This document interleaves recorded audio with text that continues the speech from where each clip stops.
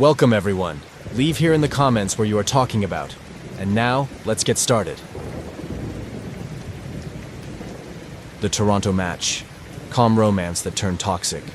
The snow was falling gently outside my classroom window at Lawrence Park Collegiate Institute as I finished grading the last batch of essays for the day.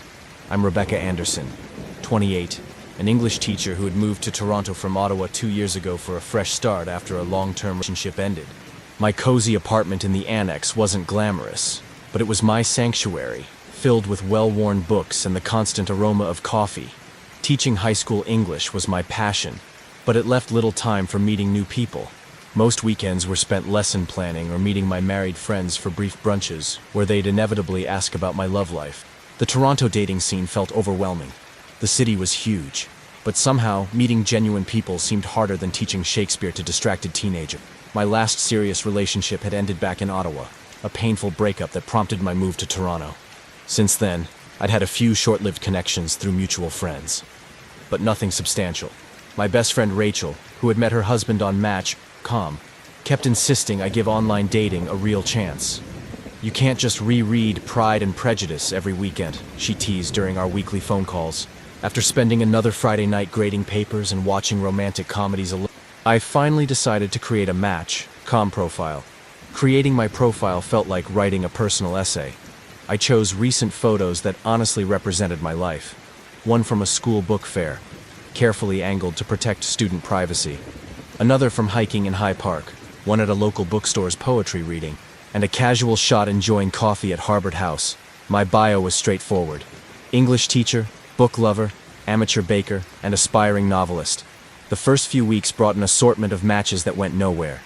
There were the guys who clearly hadn't read my profile, the ones who opened with generic pickup lines, and those who disappeared after 2 messages. I was about to give up when I received a thoughtful message from James Miller, 32, high school history teacher at a private school in Forest Hill. His profile was articulate and genuine, showing a real passion for education and literature. When he commented on my mention of teaching The Great Gatsby and shared his own experiences teaching history through literature, something clicked. Our early messages were engaging and natural. We discovered shared perspectives on education, a mutual love of historical fiction, and similar dreams of someday writing novels of our own. After 3 weeks of increasingly deep conversations, we planned to meet at Type Books on Queen Street, a perfect first date location for 2 teachers who loved literature. Before meeting, our connection seemed to grow stronger each day. James shared stories about his classroom experiences, his family's Scottish heritage, and his dreams of eventually becoming a principal. His social media presence was minimal but normal. Occasional posts about books, teaching, and Toronto life. Our texting became constant. From morning coffee updates to late-night discussions about our favorite novels, he seemed perfect, almost too perfect. Looking back, there were subtle signs: his reluctance to share photos of his daily life, his vague answers about his current school, and the way he steered conversations away from mutual connections in Toronto's education community. Type Books was quiet that Saturday afternoon, the perfect setting for 2 teachers to meet. I arrived early, browsing the new releases section. 30 minutes passed with no sign of James. Finally, a man approached, but he looked nothing like his profile pictures, and he wasn't wearing the blue scarf we'd agreed would be our identifier. "Rebecca!" The voice was familiar from our phone calls, but the person standing before me was at least 10 years older than his claimed age, and nothing about his appearance matched his photos. My stomach churned as I realized every photo he'd shared had been carefully selected to hide this deception. When confronted, James became defensive, then manipulative. He claimed he'd used older photos because of insecurity, but insisted he was still the same person I'd connected with online. He talked about our deep conversations, our shared passions, trying to make me feel guilty for being superficial. The truth started unraveling. He wasn't a current teacher. He'd taught briefly years ago, but had been out of education for nearly a decade. His stories about classroom experiences were outdated or borrowed from others. Every detail he'd shared had been carefully crafted to create a false connection. As I prepared to leave, James's behavior shifted dramatically. His friendly demeanor disappeared, replaced by bitter accusations. He demanded I give him a chance, saying he'd invested too much time in our connection to let me walk away. When I firmly declined, he began reciting details about my daily routine, my regular coffee shop, my usual route to school, things he could only know by watching me. The cozy bookstore suddenly felt suffocating. 2 employees noticed my distress and intervened, one engaging James in conversation while the other helped me slip out the back door. I'd never been so grateful for Toronto's crowded streets as I was during my escape to the nearest subway station. The following weeks were unsettling. James created multiple new Match.com profiles to contact me. He sent messages ranging from desperate apologies to angry accusations. I discovered he'd been following my public teacher Instagram account for months before matching with me, building his persona to match my interests. I reported his behavior to Match.com and the school board, since he'd falsely claimed to be a teacher. I changed my routines, increased my social media privacy settings, and spent weeks looking over my shoulder on my way to work. Recovery came gradually. I found support in unexpected places. My students' parents organizing a buddy system for teachers walking to their cars, colleagues sharing similar experiences and advice, my principal taking my security concerns seriously. The experience changed how I approach not just dating, but personal safety and online presence. I learned valuable lessons about online dating, the importance of video calls before meeting, trusting my instincts about inconsistencies, and not feeling guilty about having strict boundaries.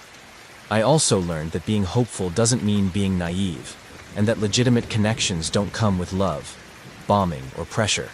A year later, I still teach at Lawrence Park, still live in the annex, and yes, still use dating apps, but with clearer boundaries and better judgment. I've had some good dates and some bad ones, but I never again ignored red flags in hopes of finding connection. For anyone using Match.com in Toronto, remember, someone who spends weeks crafting a perfect persona might be hiding an imperfect truth. Trust your instincts, maintain your boundaries, and remember that real connections are built on honesty, not carefully constructed deceptions. The Toronto dating scene is challenging enough without the added complexity of dishonesty. I've learned that being authentic about who you are isn't just about finding the right person. It's about being someone who deserves to find them. Final lesson. Like any good book, a genuine relationship has depth, complexity, and most importantly, truth on every page.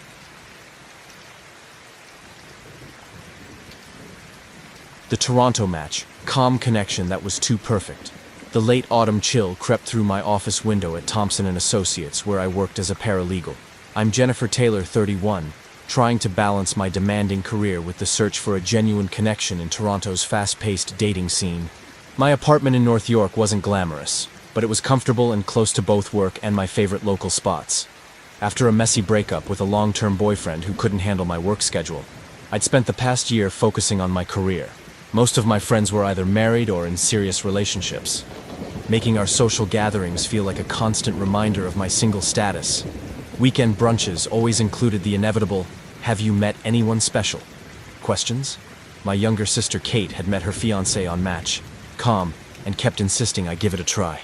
"You spend all day organizing everyone else's lives," she said during our weekly dinner at Toroni. "Maybe it's time to organize your own happiness."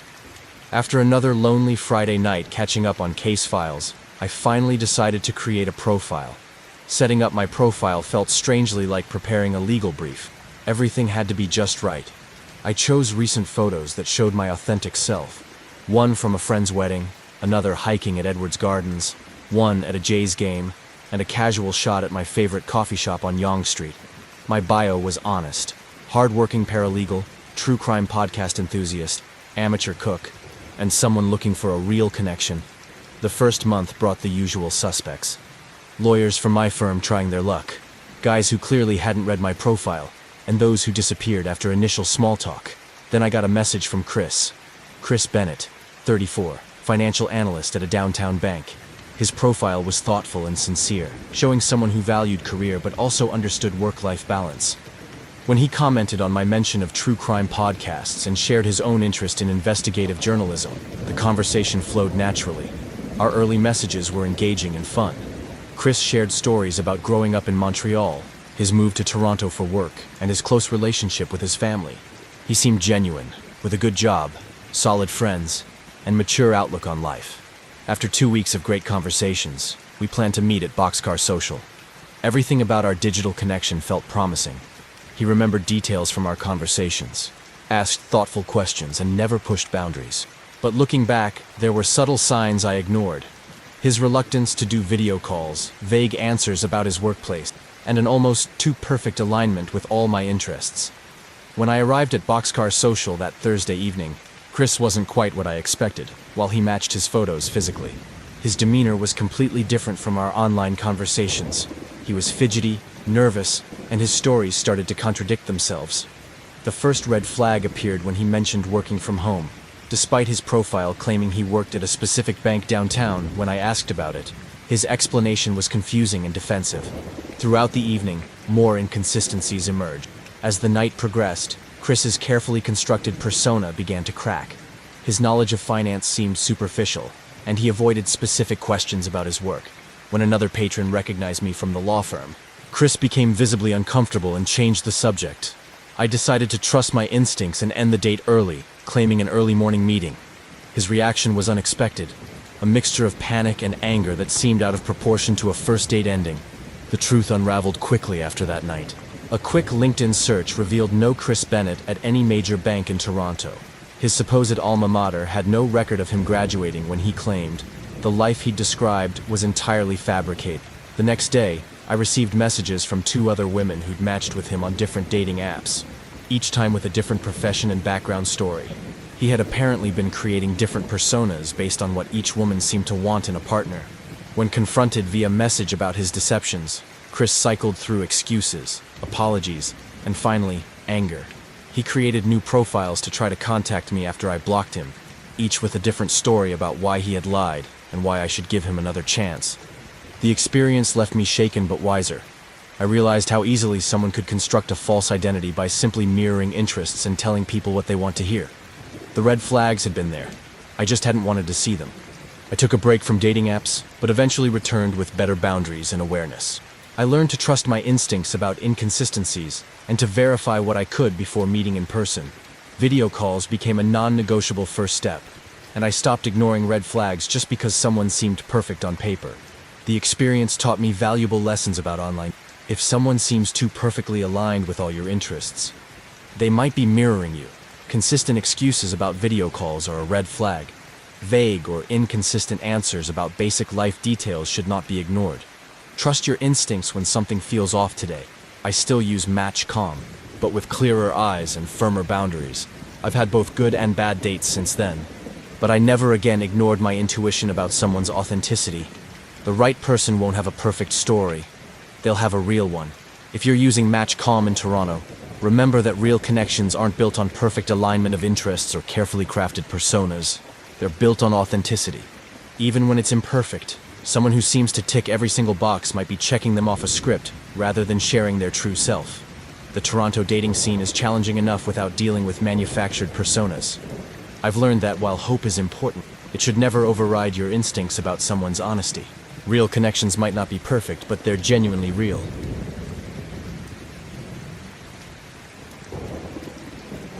The Chicago Match, calm date that never ended. Rachel Thompson spent her days as a customer service representative at a downtown call center, managing complaints and helping people solve their problems. At 32, she lived alone in a modest 1-bedroom apartment in Rogers Park, taking the Red Line to work every morning. The life insurance policy from her father's recent passing had given her enough to live comfortably, though the loss still weighed heavily on her daily life. Her grief counselor suggested that maybe it was time to start meeting new people to help process the loneliness. Her best friend Marie worked in the same building and had met her husband on Match Calm 2 years ago.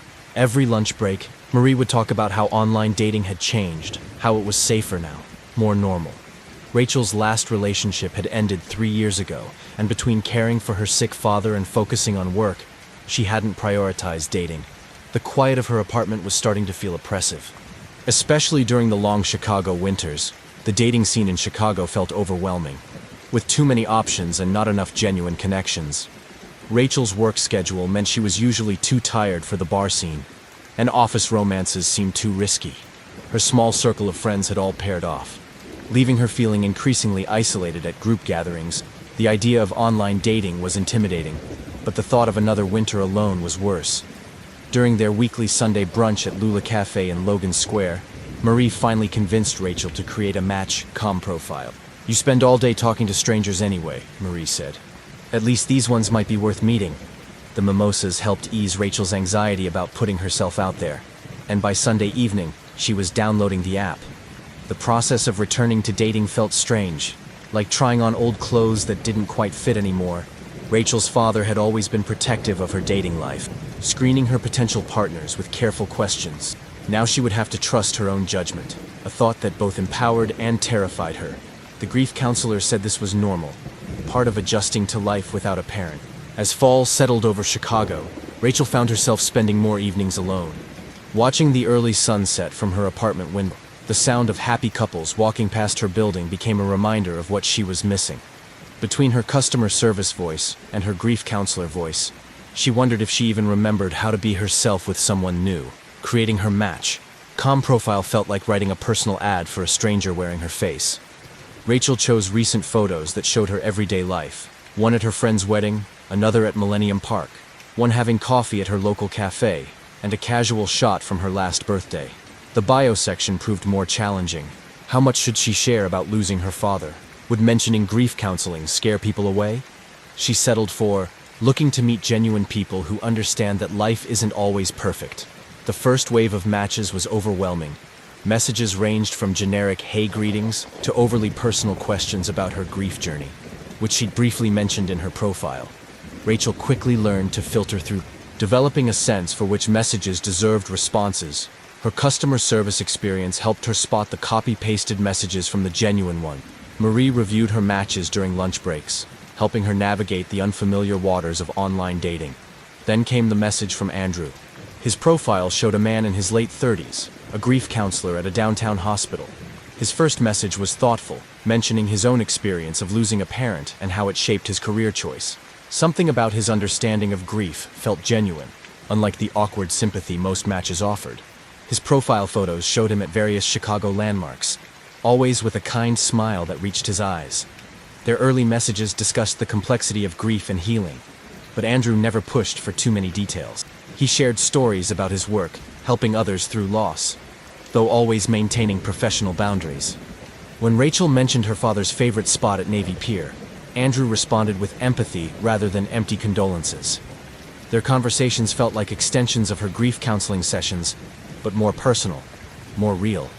The comfort of talking to someone who understood grief made Rachel let her guard down more quickly than usual. She found herself sharing details about her father's illness, their final conversations, the life insurance that gave her financial security but couldn't fill the emotional void. Andrew always responded with professional insight wrapped in personal warmth, making her feel both understood and cared for. His messages became a bright spot in her daily routine. After 2 weeks of increasingly deep conversations, Andrew suggested meeting in person.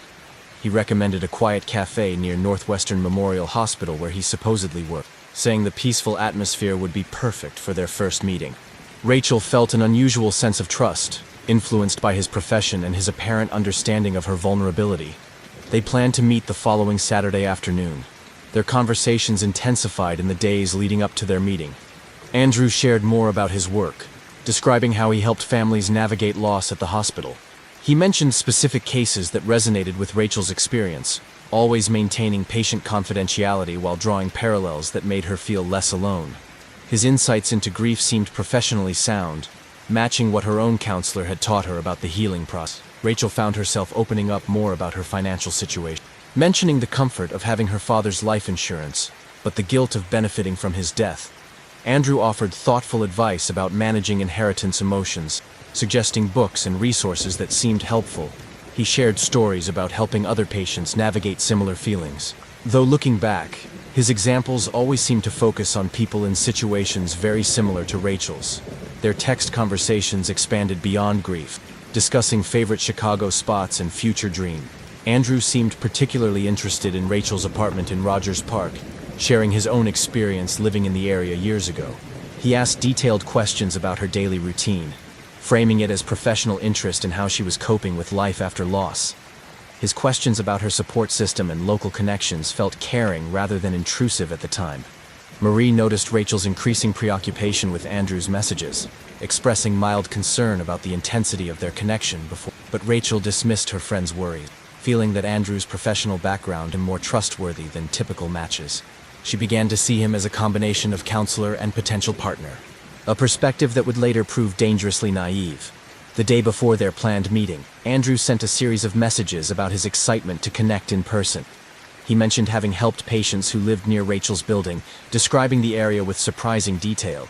His knowledge of local landmarks and businesses seemed to validate his story, though it would later raise questions about how he had gathered such specific information about her neighborhood. Their final conversation before the meeting took an unusually personal turn, when Andrew shared insights about grief that seemed specifically tailored to Rachel's situation. He mentioned understanding the vulnerability of living alone after losing a parent, the comfort of having financial security, and the desire to find someone who truly understood. His words resonated deeply, preventing Rachel from noticing how much information she had shared with a stranger, creating her match. Profile felt like writing a personal ad for a stranger wearing her face.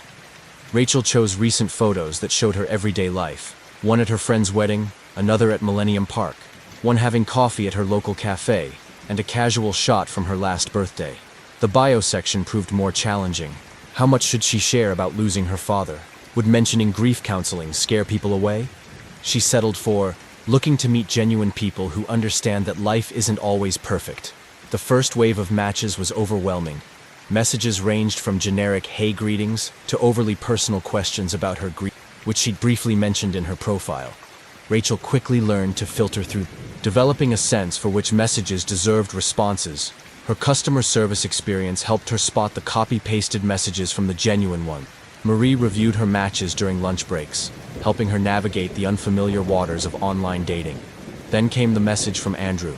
His profile showed a man in his late 30s, a grief counselor at a downtown hospital.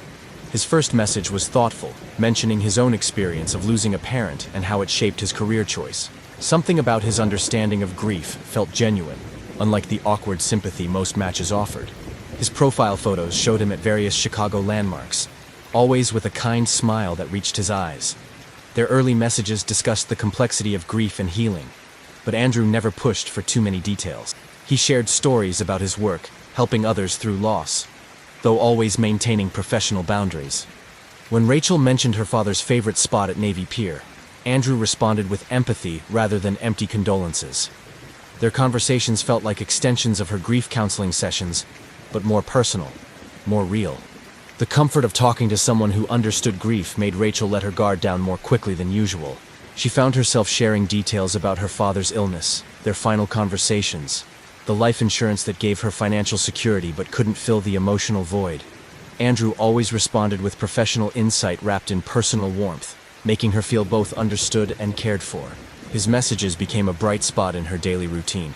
After 2 weeks of increasingly deep conversations, Andrew suggested meeting in person. He recommended a quiet cafe near Northwestern Memorial Hospital where he supposedly worked, saying the peaceful atmosphere would be perfect for their first meeting. Rachel felt an unusual sense of trust, influenced by his profession and his apparent understanding of her vulnerability. They planned to meet the following Saturday afternoon. Their conversations intensified in the days leading up to their meeting. Andrew shared more about his work, describing how he helped families navigate loss at the hospital. He mentioned specific cases that resonated with Rachel's experience, always maintaining patient confidentiality while drawing parallels that made her feel less alone. His insights into grief seemed professionally sound, matching what her own counselor had taught her about the healing process. Rachel found herself opening up more about her financial situation, mentioning the comfort of having her father's life insurance, but the guilt of benefiting from his death. Andrew offered thoughtful advice about managing inheritance emotions, suggesting books and resources that seemed helpful. He shared stories about helping other patients navigate similar feelings. Though looking back, his examples always seemed to focus on people in situations very similar to Rachel's. Their text conversations expanded beyond grief, discussing favorite Chicago spots and future dreams. Andrew seemed particularly interested in Rachel's apartment in Rogers Park, sharing his own experience living in the area years ago. He asked detailed questions about her daily routine, framing it as professional interest in how she was coping with life after loss. His questions about her support system and local connections felt caring rather than intrusive at the time. Marie noticed Rachel's increasing preoccupation with Andrew's messages, expressing mild concern about the intensity of their connection before. But Rachel dismissed her friend's worries, feeling that Andrew's professional background was more trustworthy than typical matches. She began to see him as a combination of counselor and potential partner, a perspective that would later prove dangerously naive. The day before their planned meeting, Andrew sent a series of messages about his excitement to connect in person. He mentioned having helped patients who lived near Rachel's building, describing the area with surprising detail. His knowledge of local landmarks and businesses seemed to validate his story, though it would later raise questions about how he had gathered such specific information about her neighborhood. Their final conversation before the meeting took an unusually personal turn, when Andrew shared insights about grief that seemed specifically tailored to Rachel's situation. He mentioned understanding the vulnerability of living alone after losing a parent, the comfort of having financial security, and the desire to find someone who truly understood. His words resonated deeply, preventing Rachel from noticing how much information she had shared with a stranger. The cafe near Northwestern Memorial Hospital was quieter than Rachel expected for a Saturday afternoon. She arrived early, choosing a table with a clear view of both the entrance and the street. The familiar anxiety of a first date mixed with an unusual sense of comfort, given Andrew's profession and their deep conversations about grief. She ordered a latte and waited, scrolling through their previous messages to pass time. 20 minutes passed with no sign of Andrew. Rachel sent a casual message asking if he was running late. Another 15 minutes went by before her phone buzzed. A message apologizing for a work emergency with a patient. He suggested meeting at a different cafe, closer to her neighborhood in Rogers Park. The change of location made Rachel slightly uneasy, but his explanation about wanting to make up for his lateness by coming to her area seemed thoughtful. The second location he suggested was a small coffee shop Rachel frequented, just 2 blocks from her apartment. His knowledge of the place should have been a red flag, but she rationalized it as part of his familiarity with the area from his supposed previous residence there. The sun was starting to set as she walked the familiar streets to the new location, the autumn evening growing chilly.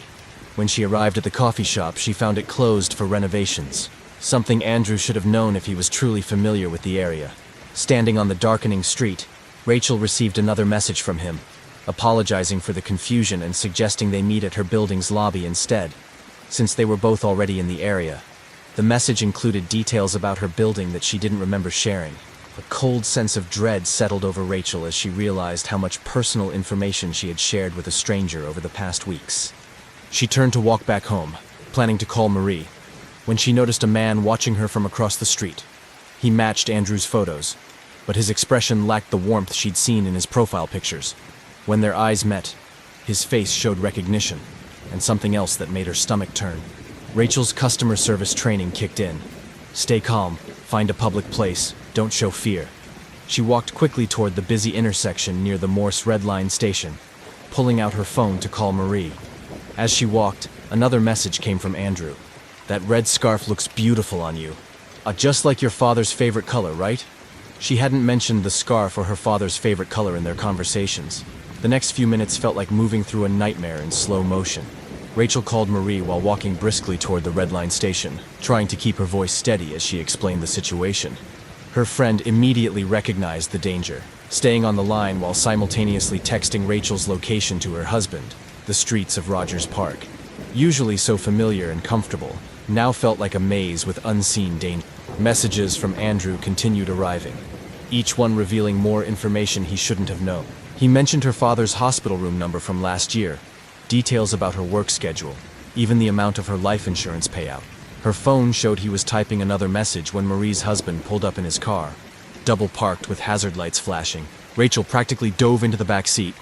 At Marie's apartment in Lincoln Park, the full scope of Andrew's deception began to emerge. A quick Google search revealed no grief counselor by his name at Northwestern Memorial. His profile photos, when reverse image searched, belonged to a real therapist in Seattle who had no idea his identity had been stolen. The man Rachel had seen on the street was someone else entirely, someone who had been stalking her long before their match. Calm connection. Marie insisted on calling the police, who arrived quickly given the clear evidence of stalking. The responding officers were grimly familiar with similar cases. Predators using dating apps to target recently bereaved individuals, gathering information about life insurance payouts and living situations. Andrew's profile was a carefully crafted trap, designed to exploit the vulnerability of grief. His knowledge of therapy terms and grief counseling likely came from targeting previous victims. A detective from the Financial Crimes Unit arrived to take Rachel's statement, revealing that several other women in Chicago had reported similar experiences over the past year. All were recent widows or had lost parents, All had received inheritances or life insurance payouts, and all had been approached by supposed grief counselors on dating apps. The detective's matter-of-fact tone made the situation feel even more terrifying. This was common enough to be a recognized pattern. Rachel's phone continued receiving messages from new numbers as Andrew tried to maintain contact, each one blocked immediately. His tone shifted from understanding counselor to angry manipulator, revealing the facade he'd maintained for weeks. The detective explained this was typical. Once exposed, predators often showed their true nature, attempting to maintain control through intimidation rather than sympathy. The following days brought a flurry of activity and revelations. Police tech specialists traced Andrew's various online accounts, uncovering a network of fake profiles across multiple dating apps. All targeted recently bereaved individuals, using stolen photos and fabricated credentials to create personas designed to elicit trust. His detailed knowledge of grief counseling came from studying real therapy websites and forums, learning the language of healing to weaponize it. Rachel's building management installed additional security cameras after reviewing footage that showed Andrew had been watching her apartment for weeks before making contact online. He had likely gathered initial information about her father's death from obituaries and public records, then used their online conversations to fill in details about her life, finances, and routine. The calculated nature of his approach became clear. He had selected her as a target long before their first message. The investigation revealed Andrew's real identity, David Porter, a former insurance claims adjuster with a history of fraud charges. He had used his knowledge of life insurance policies and grief patterns to identify vulnerable targets, creating detailed profiles of potential victims before initiating contact. His previous job had taught him exactly when and how to approach people at their most vulnerable, using their emotional pain as a way to gain trust. Other victims began coming forward, each story following the same pattern. Porter used different stolen photos and names, but always posed as someone in the mental health or counseling field. He had successfully scammed several women out of portions of their inheritance or insurance money, using emotional manipulation and their trust in his fake credentials to convince them to invest in non-existent grief support programs or therapy centers. The detective explained that cases like this were increasingly common but rarely made headline. Predators studied social media, obituaries, and public records to identify targets, then crafted detailed approaches based on their victims' specific vulnerabilities. The rise of online dating had made it easier for them to create convincing personas and establish emotional connections before revealing their true intentions. Rachel's close call, avoiding direct financial loss or worse, was largely due to the timing of Porter's mistakes, suggesting the closed cafe, revealing too much knowledge about her location, and being spotted in person before he was ready. The detective praised her quick thinking in calling Marie and getting to safety. Noting that many victims weren't as fortunate, the department had been building a case against Porter for months, and Rachel's evidence would help strengthen it. The hardest part wasn't the police interviews or the evidence collection. It was facing Porter in person during the preliminary court hearing. Rachel sat in the courtroom, surrounded by other victims. As the prosecutor presented their case, Porter looked nothing like his stolen profile photos, but his eyes held the same calculated intensity she'd seen on the street that night. His defense attorney portrayed him as a misunderstood financial advisor, who only wanted to help grieving people manage their money. The evidence against Porter was substantial. Detailed notes about victims' routines, financial records, and grief patterns found on his computer. He had maintained spreadsheets tracking life insurance payouts from recent obituaries, categorizing potential targets by vulnerability and asset levels. The methodical nature of his operation became clear as the prosecution presented their case. His tactics had evolved over years of practicing this scheme in different cities. Other victims shared similar stories of how Porter had used their grief as a weapon. He studied obituaries to learn personal details about deceased loved ones, then used that information to create a false sense of connection. Each woman described how he had gradually gathered information about their finances while posing as a compassionate listener. The pattern was always the same: gain trust through grief counseling knowledge, isolate the victim, then push for financial control. Rachel's testimony focused on Porter's surveillance of her building and his escalating behavior. When confronted, the detective testified about finding detailed notes about Rachel's daily schedule in Porter's apartment, along with information about her father's death and insurance payout. Photos showed Porter had been documenting her movements for weeks before making contact. His planning was more extensive than anyone had initially realized. The most chilling evidence came from Porter's computer, a document titled Grief Patterns and Exploitation Opportunities. It detailed how to identify vulnerable targets through obituaries, which dating apps had the weakest verification systems, and scripts for responding to different types of grief. He had turned mourning into a methodology, treating human pain as a business opportunity. The clinical nature of his approach made the horror even more profound. Porter showed no remorse during the proceedings, often smirking when victims described their experiences. His behavior in court revealed the true personality behind the compassionate counselor facade. The prosecutor explained that this was common with predators who viewed their actions as clever rather than criminal. They took pride in their ability to manipulate others' emotions. The aftermath of Porter's case extended far beyond the courtroom. Rachel learned that the scope of his operation had reached across multiple states. With potentially dozens of unidentified victims, support groups formed among the survivors, creating networks for healing and advocacy. The women shared resources for financial recovery and emotional healing, turning their collective trauma into a source of strength and warning for others. Match.com and other dating apps faced pressure to improve their verification processes for profiles claiming professional credentials. Rachel worked with advocacy groups to push for stronger background checks and better monitoring of accounts targeting recently bereaved users. The case highlighted how easily professional identities could be stolen and used to exploit vulnerable people. Several dating platforms updated their policies regarding grief counseling and therapy-related profiles. Rachel's relationship with grief changed through this experience. The violation of having her father's memory used as a tool for manipulation added a new layer to her mourning. Her grief counselor helped her process this additional trauma, working through the anger and betrayal while maintaining the genuine progress she'd made in healing from her loss. The support of other survivors proved invaluable in this process. Moving forward took time and conscious effort. Rachel changed apartments but refused to leave Chicago, not wanting fear to dictate her life choices. She strengthened her support network, becoming closer with Marie and other friends who had helped during the crisis. Her experience made her more attuned to others' pain and more vocal about the importance of protecting vulnerable people online. She channeled her trauma into advocacy work. The Financial Crimes Unit used the case to develop new training materials about predators who target the bereaved. Rachel participated in workshops for law enforcement and victim support services, helping others understand how grief can be weaponized by manipulative. Her professional experience in customer service, combined with her personal story, made her an effective speaker on the subject of emotional manipulation and online safety. It's been 18 months since that night in Rogers Park. Every time Rachel passes the Morse Red Line station, she remembers how close she came to becoming another statistic. If you're using dating apps in Chicago, remember, grief makes us human, but it can also make us vulnerable. Even the most professional-seeming profile might hide something sinister behind its carefully crafted warmth. The city's dating scene continues, but Rachel's story serves as a reminder that healing hearts need protection as much as bank accounts. The London flat share app match that changed everything.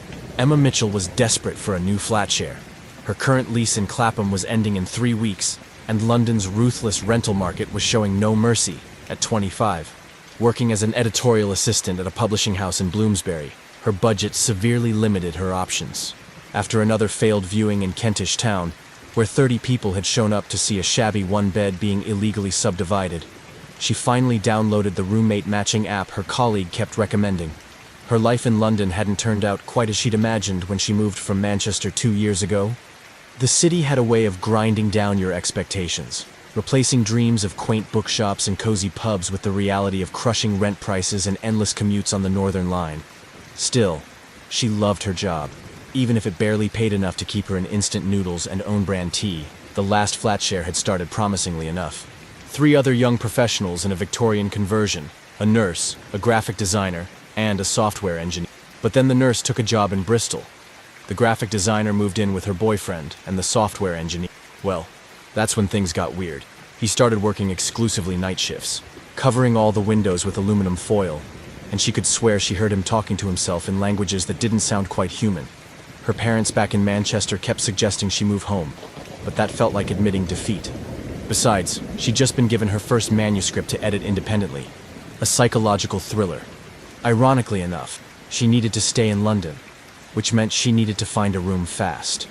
The app interface was sleek and modern, nothing like the sketchy Gumtree ads she'd been scrolling through. Emma spent an hour crafting her profile, trying to strike the right balance between normal human being and definitely won't murder you in your sleep. She uploaded a photo from her cousin's wedding to show she had formal wear and family connections. One from her office Christmas party, employed, can socialize, and one of her reading in Hyde Park, cultured, enjoys outdoors. The algorithm matched potential flatmates based on living habits, schedules, and interests. Emma was brutally honest in her questionnaire. Moderate cleanliness. She wasn't a slob, but she wouldn't freak out about a mug left in the sink. Early riser. Publishing started early. Non-smoker, occasional drinker. No pets, but wishes she could have a cat. And religiously watches Bake Off. Within hours, she had several matches. Most were the usual London suspects. Young professionals sharing horrifically expensive flats. Students looking to split council tax, and a concerning number of entrepreneurs with spare rooms in areas that didn't show up on Google Maps. But one listing stood out. A room in a Victorian townhouse in Stoke Newington. The photos showed high ceilings, original hardwood floors, and a bay window with a reading nook that made her heart skip. The rent was surprisingly reasonable, still a stretch on her salary, but doable if she cut back on, well, everything else.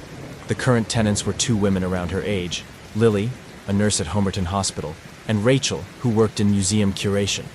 Their profile was witty and well-written, with clear house rules and expectations. They emphasized a drama-free environment, shared love of true crime podcasts, and regular Sunday roast dinners. It seemed too good to be true. But Emma had learned that in London's rental market, if something seems too good to be true, it usually is. The messages with Lily and Rachel flowed naturally. They bonded over shared horror stories of London flat shares, the passive-aggressive note leavers, the utility bill dodgers, the mysterious food thieves. Both had lived in the house for 2 years, taking over the lease from the previous tenants who had moved away suddenly, a detail that would later keep Emma awake at night. Rachel suggested a viewing that weekend. "We like to do them in the evening. It gives a better sense of the house's atmosphere," Emma agreed, even though her instincts suggested daytime viewings were safer. But the Northern Line was running a good service for once, and she could get there in under 40 minutes. The house looked exactly like its photos. A rarity in London rentals, standing 3 stories tall, its black-painted door and brass knocker gleaming under the streetlight. The front garden was immaculately maintained, with neatly trimmed topiary and winter flowers, unusual for a rental property. Lily opened the door with a warm smile that didn't quite reach her eyes. "You must be Emma. Come in. Rachel's just making tea." The hallway was painted a deep burgundy, with antique mirrors lining the walls. Emma caught glimpses of herself as she followed Lily, each reflection seeming slightly delayed, as if her image was reluctant to keep up. The house was even more beautiful inside than the photos suggested. The kitchen had been recently renovated, with slate countertops and a massive island perfect for communal cooking. The living room featured built-in bookshelves and an original fireplace. Everything was immaculately clean. Not just tidy, but the kind of clean that suggested hours of daily maintenance. "We're quite particular about cleanliness," Rachel explained, handing Emma a cup of tea in a delicate china cup. "The house requires certain standards to be maintained." She spoke with a slight accent Emma couldn't quite place. Though she'd listed herself as local to London, the available room was on the top floor, accessed by a narrow staircase that creaked rhythmically under their feet. The room itself was spacious, with sloping ceilings and that gorgeous bay window. But something felt off. The air was unusually still, and despite the 3 lamps illuminating the space, the corners remained stubbornly dark. The last tenant left quite suddenly, Lily mentioned casually. Family emergency. Left most of her things behind. She gestured to the built-in wardrobe, which was padlocked. "We're having it cleared next week. We're looking for someone who really understands the importance of house harmony," Rachel added, running her finger along the windowsill and examining it for dust. "Someone who can commit to the house's requirements." Emma nodded, though she wasn't quite sure what she was agreeing to. The rent was significantly lower than market rate, and the location was perfect. But there was something about the way both women kept referring to the house, as if it were a third tenant. Something about the way they watched her every reaction with unwavering attention. The viewing ended with an unexpected announcement. They wanted her to move in immediately, not at the end of her current lease, but tomorrow. "The house has chosen," Rachel said, exchanging a meaningful look with Lily. "When it chooses, we must act quickly. Any other time, Emma would have run." But London's rental market had worn down her survival instincts, replaced them with the desperate pragmatism of someone who'd viewed 30 flats in 2 weeks. She found herself agreeing, found herself signing a contract that she only half read, found herself arranging to move her belongings the next day. That night, in her soon-to-be former flat in Clapham, Emma researched the house. The address yielded little information. No news reports, no unusual history. Just a listing from 1887 when it was first built, and a brief mention in a 1956 architectural survey noting its unusual resilience to modernization attempt. She packed until dawn, throwing clothes and books into boxes, trying to ignore the growing sense of unease. On her phone, notifications from the FlatShare app kept appearing and disappearing. Messages from Lily and Rachel that vanished before she could read them. Profile updates that changed every time she refreshed. The morning brought rain, typical London weather that made moving even more miserable. Emma arrived at the house with her first load of boxes. Surprised to find the front door unlocked and the hallway empty, calling out yielded no response. The house felt different in daylight, larger somehow, the burgundy walls seeming to pulse with a life of their own. She carried her boxes up to the top floor, each trip making the stairs creak in that same rhythmic pattern. The room, too, felt changed. The shadows in the corners seemed to retreat from the gray daylight, but the air remained unnaturally still. The padlocked wardrobe caught her eye again. Had it always been that large? It was on her third trip up that she first heard the humming. A low, constant tone that seemed to come from within the walls themselves. When she paused to listen, it stopped. When she moved, it resumed, matching her pace. The house was singing to her, she thought, then immediately chided herself for such a fanciful notion. Lily and Rachel appeared around midday, carrying bags of groceries. "We're preparing a welcome dinner," Lily announced. "A house tradition." Again, that emphasis on the word house, as if it were capitalized in her mind. "There are a few house rules we need to discuss," Rachel added. "Nothing too onerous, just essential for harmony." Over dinner, a surprisingly elaborate affair of roasted meat that neither of them seemed to eat, they explained the rules. No visitors after sunset, no alterations to any part of the house, not even hanging pictures. All windows must be closed at night, regardless of the weather, and most importantly, no entering the basement. "The house has its own rhythm," Lily explained, swirling wine in her glass but never drinking it. "It needs to be respected." "The previous tenants," Emma ventured. "The ones who left suddenly. How many were there?" Rachel's smile tightened. "The house has had many residents over the years. Those who understand its nature thrive here. Those who don't." A sound interrupted her, a deep groan from somewhere below. Like settling foundations or shifting earth, both Lily and Rachel stiffened, then relaxed in perfect synchronization. "You'll need to sleep in our room tonight," Lily said abruptly. "The house needs time to adjust to new energy." That's when Emma noticed the shadows, despite the numerous lamps and overhead lights. They were growing, spreading across the walls like spilled ink, and in those shadows, something moved. Not quickly, but with deliberate purpose. That night, sleep proved impossible. The humming from the walls grew louder, more insistent. Emma lay on a mattress on the floor of Lily and Rachel's room, watching as they performed what they called their evening routine, a series of synchronized movements that looked almost like a dance, accompanied by whispered words in that same unidentifiable language. The truth, when it finally became clear, was both simpler and more terrifying than she'd imagined. The house wasn't haunted, it was alive, and Lily and Rachel weren't its tenants, but its caretakers, chosen by the house just as Emma had been chosen. Each previous resident who'd left suddenly had actually been absorbed, becoming part of the house's growing consciousness. The padlocked wardrobe in her room didn't contain the previous tenant's belongings. It contained what remained of the previous tenant. The low rent wasn't generosity, it was bait. And now, as the shadows crept across the floor toward her mattress, Emma understood why they'd wanted her to move in so quickly. The house was hungry, and it had chosen her as its next meal. The listing for 47 Stoke Newington Church Street is still active on the FlatShare app. Though it only appears to certain users at certain times, the photos show high ceilings, original hardwood floors, and a beautiful bay window with a reading nook. The current tenants, now 3 women, are looking for a fourth. The rent is surprisingly reasonable in the profile pictures. Emma stands between Lily and Rachel, smiling that same smile that doesn't quite reach her eyes. Behind them, the burgundy walls seem to pulse with a subtle rhythm, and in the antique mirrors, their reflections move just a fraction of a second too late. The house is patient. It can wait for the right tenant. After all, London's rental market isn't getting any easier, and there's always someone desperate enough to ignore the warning signs, someone willing to trade safety for affordability.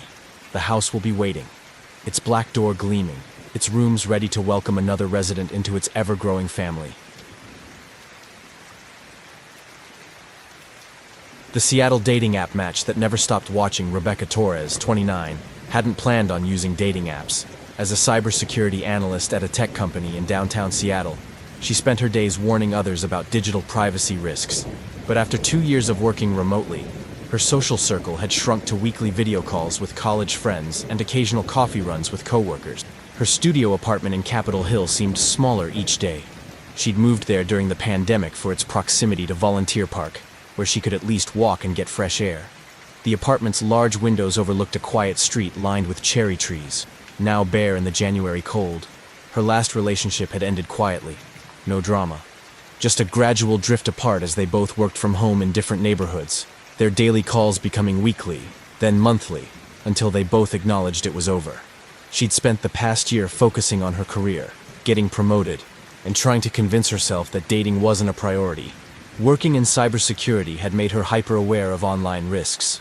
She knew how easily digital footprints could be traced, how much information people unknowingly shared, and how vulnerable online profiles could make you. But her friend Kate had met her husband through a dating app, and even Rebecca's most security-conscious coworkers used them. Maybe she was being too paranoid. She approached creating her dating profile like a security audit. No photos that could be reverse image searched to her social media. No mentions of her specific workplace. Location settings restricted. She used a new email address, different from her personal and professional one. The app's privacy settings were set to maximum. Her profile was deliberately vague while still being honest. Tech professional, hiking enthusiast, lover of true crime podcasts, an irony that would later haunt her. An amateur photographer, she uploaded carefully chosen photos, one at Kerry Park with the cityscape behind her, another at the Japanese garden, and one from a cooking class. All places public enough to be safe, but personal enough to show her interests. The first few matches were predictable. Seattle's tech scene meant lots of software engineers and product managers, all with similar profiles. Pictures of hiking Mount Rainier, holding fish on boats, or posing with dogs at Alki Beach. She had brief conversations that fizzled out naturally, which felt safe and manageable. Then she matched with David. His profile was refreshingly different. A high school history teacher, passionate about local architecture and documentary photography. His photos showed him at various Seattle landmarks, always from interesting angles that highlighted his claimed photography skills. They shared a love for composition and light, and their initial conversation flowed naturally around photography techniques and favorite shooting locations. Their chats moved from photography to deeper topics. David spoke about teaching history to disinterested teenagers, bringing enthusiasm to events that happened centuries ago. He shared funny stories about classroom mishaps and touching moments of student breakthroughs. Rebecca found herself letting her guard down, sharing her own stories about discovering cybersecurity and her passion for protecting people online. After 2 weeks of messaging, they exchanged phone numbers. David suggested meeting at Starbucks Reserve Roastery. Public, always crowded, and close to her neighborhood. It seemed perfect. A first date that checked all the safety boxes. The day before their plan, Rebecca decided to do some basic background checking, a habit from her work. The first red flag was subtle. She couldn't find any David Mitchell teaching history at any Seattle high schools. The second flag was his photos. While beautifully composed, Google's reverse image search showed they'd been taken from a local photography blog, all posted over 3 years ago, when she confronted him via message about the inconsistency. David had explanations ready. He'd recently changed schools and his information wasn't updated online yet. The photos were his, posted under a different name for privacy. Each explanation was plausible, but together they formed a pattern that Rebecca's training couldn't ignore. She canceled the date. Citing work commitments, David's response was understanding. Too understanding. He suggested rescheduling, mentioned a new coffee shop that had opened near her apartment building, though she'd never told him exactly where she lived. That night, she noticed a new follower on her private Instagram account, an empty profile created that same day, then another on her professional Twitter. Within hours, she had connection requests on LinkedIn from profiles that disappeared before she could view them fully. The messages started arriving from different numbers. Each time she blocked one, another appeared. David knew details about her daily routine that she'd never shared. her morning runs through Volunteer Park, her favorite table at Victrola Coffee, the market where she bought groceries every Sunday. She discovered her dating app photos circulating on local Instagram pages, posted by different accounts asking if anyone knew her. Her full name was never mentioned, but the descriptions included enough details that her friends started calling. Concerned at work, she started receiving emails from external addresses with attachments. Photos of herself going about her day, time-stamped, documenting her movements.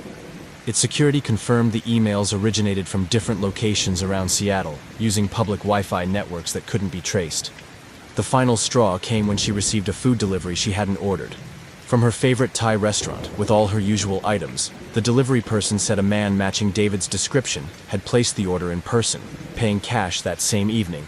Her downstairs neighbor mentioned seeing someone watching her windows from the street, a man with a camera, who claimed to be a real estate photographer when confronted. The description matched the single clear photo she had of David from their chats. Rebecca filed a police report, but with no real name and only digital evidence that kept disappearing. They could do little. She installed security cameras, changed her routines, and worked from home more often. Her expertise in cybersecurity became both a blessing and a curse. She knew exactly how she was being tracked, but also how difficult it would be to stop. Using her professional skills, Rebecca began documenting everything. She set up honeypot email addresses, created digital tripwires that would alert her when certain information was accessed, and worked with her company's security team to trace the digital breadcrumbs David left behind. Pattern analysis of his messages revealed he was likely using the public library's computers. Cross-referencing timing with security camera footage finally gave her a clear image. A background check revealed his real identity: James Sullivan, former ed professional, fired 3 years ago for stalking a coworker. With solid evidence, the police could finally act. They found James had been stalking multiple women from dating apps, carefully building false personas based on their interests. His apartment contained detailed files on each woman, including Rebecca, with photographs, schedules, and personal information collected through both digital and physical surveillance. The legal process was lengthy but straightforward. James pled guilty to cyberstalking charges and received a restraining order. Rebecca's testimony helped other victims come forward, revealing a pattern of behavior that spanned several years and multiple dating apps. She channeled the experience into her work, developing better privacy protocols and speaking at security conferences about the intersection of digital and physical stalking. Her story helped dating apps improve their verification processes and security measures. The experience changed how she approached both online and offline relationships. She didn't stop using technology or meeting new people, but she became an advocate for smart privacy practices, teaching others how to protect themselves without living in fear. Sometimes, walking through Volunteer Park or sitting at her favorite coffee shop, she still catches herself scanning faces, checking for cameras, looking for signs of surveillance. The experience taught her that in the digital age, the line between connection and violation is often invisible until it's crossed.